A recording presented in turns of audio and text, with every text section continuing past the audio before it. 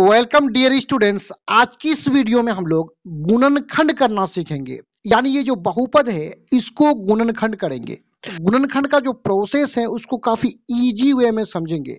यदि आप गुणनखंड सीखना चाहते हैं तो वीडियो को स्किप जरा सा भी ना करें और अंत तक देखें। यदि आपको गुणनखंड नहीं सीखना हो तो आप वीडियो को छोड़ के जा सकते हैं। तो देखिए गुणनखंड कैसे करते हैं उसको समझिए।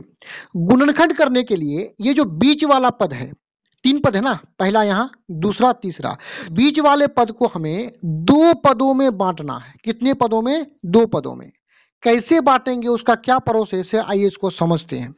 सबसे पहले हम करेंगे क्या, ये जो सबसे पहला पद है 12x², तो x स्क्वायर के साथ गुना के रूप में क्या है, 12 है। संख्या को देखिए, केवल 12 संख्या है, तो 12 को अंतिम वाला संख्या देखिए कितना है, 1 है, गुना कर देंगे।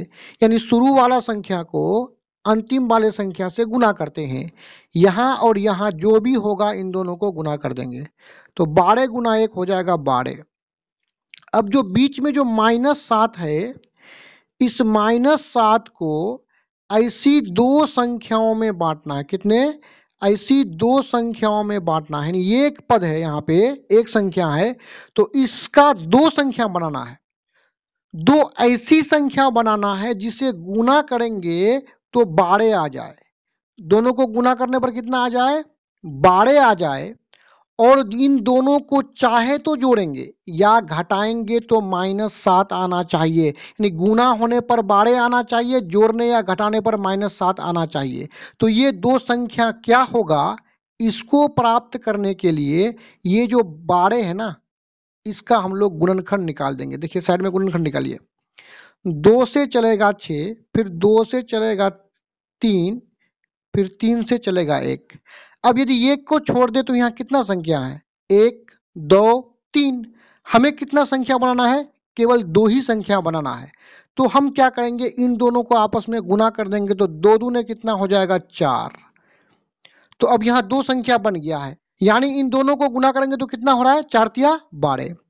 अब जोड़ने या घटाने पर क्या आना चाहिए? -7। 7 के आगे में माइनस है ना, तो हम 4 और 3 के आगे में माइनस लगा देंगे। वो इसलिए कि -4 और -3 हो जाएगा -7। यानी ये दोनों माइनस वाले को जोड़े तो -7, जोड़ने पर -7, और गुना करने पर देखिए -4 गुना -3, माइनस माइनस हो जाएगा प्लस, 4 तिया 12। यानी गुना करने पर 12 आ रहा है और ये दोनों माइनस वाले को जोड़ने पर -7 आ रहा है। तो हम एक संख्या को क्या लेंगे? -4, और दूसरे को -3 लेंगे। तो ये पहला वाला जो पद है उसको तो हूबहू लिख लेंगे। अब देखिए इसको दो संख्या में तोड़िए। पहला होगा -4, x वाला टर्म है तो x लगा लेंगे। उसके बाद क्या है? -3, तो -3 कर लेंगे। x वाला टर्म है, x लगा देंगे, अंत में +1 कर देंगे। अब देखिए हमें इन दोनों के बीच कॉमन निकालना पड़ेगा। इन दोनों के बीच में से कॉमन निकालना पड़ेगा। तो देखिए कॉमन कैसे निकालेंगे? देखिए इन दोनों के बीच कॉमन निकालना है तो हमें ये पता करना है कि वो बड़ी से बड़ी संख्या जो 12 को भी पूर्णतः भाग लगा देगा और 4 को भी पूर्णतः भाग लगा देगा। यदि हम देखेंगे तो 1 से 12 भी पूर्णतः भाग लग जाएगा, 4 भी भाग लग जाएगा, क्योंकि 1 से प्रत्येक संख्या भाग लग जाता है। फिर 2 से यदि 12 को भाग लगाएंगे तो पूर्णतः भाग लग जाएगा। फिर 2 से 4 भी भाग लगता है। उसके बाद 3 से 12 तो भाग लगेगा लेकिन 4 नहीं लगेगा, तो 3 नहीं होगा, फिर 4 लेंगे। देखिए 4 से 12 भाग लग जाएगा, फिर 4 से 4 भी भाग लगता है। यानी ये तीनों संख्या से 12 और 4 भाग लग रहा है। लेकिन इन तीनों संख्या में सबसे बड़ा 4 है तो हम उभयनिष्ठ 4 ले लेंगे। यानी हमें देखना है कि वह बड़ी संख्या जो 12 को भी भाग लगा देगा, 4 को भी भाग लगा देगा, उसी को उभयनिष्ठ ले लेंगे, कॉमन ले लेंगे। अब यहाँ ध्यान से देखिए, यहाँ x स्क्वायर का मतलब x गुना x, यानी यहाँ पे x स्क्वायर का मतलब 2x गुना के रूप में है, और यहाँ पे 1 है, तो हम एक ठो x को कॉमन निकाल लेंगे। अब यहाँ देखिए ब्रैकेट में क्या होगा, तो हम यहाँ पे कितना संख्या लेंगे कि ये दोनों गुना होकर के 12 बन जाएगा। यानी हम यहाँ पे 3 लेंगे, 4 तिया 12 हो रहा है। तो हम 3 लिए तो यहाँ 4 तिया 12 हो रहा है, तो यहाँ पे क्या हो जाएगा 3 हो जाएगा। अब यहाँ 2x में 1x तो कॉमन निकाल लिए हैं, एक x बच जाएगा, यहाँ पे बीच में माइनस है। देखिए यहाँ हम क्या लेंगे, तो इसको गुना करेंगे तो ये 4 आ जाएगा, यानी 4 गुना 1, 4 गुना 1 4 आ जाएगा। अब इस x को हम यहाँ कॉमन निकाल लिए हैं, तो और यहाँ पे नहीं लिखेंगे। अब यहाँ माइनस है तो माइनस लगा देंगे। अब देखिए हम देखेंगे कौन ऐसा संख्या है, बड़ी से बड़ी संख्या, जो 3 और 1 दोनों को भाग लगा देगा।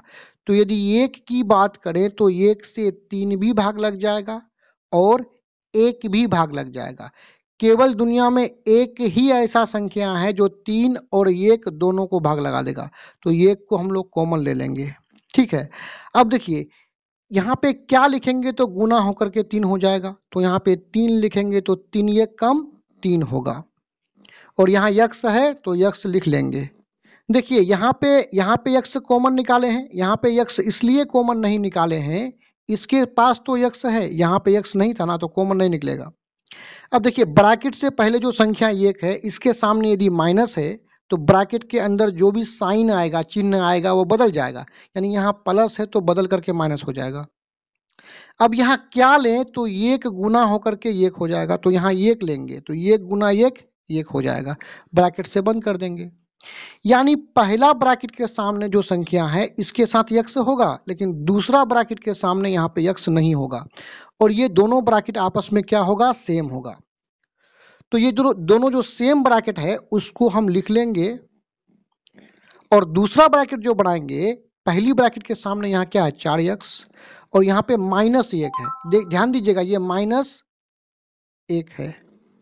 तो इस प्रकार ये जो हमारा द्विघात बहुपद था, इसका गुणनखंड यहाँ पे प्राप्त हुआ है। मैं उम्मीद करता हूँ कि वीडियो आपको समझ में आया होगा। धन्यवाद।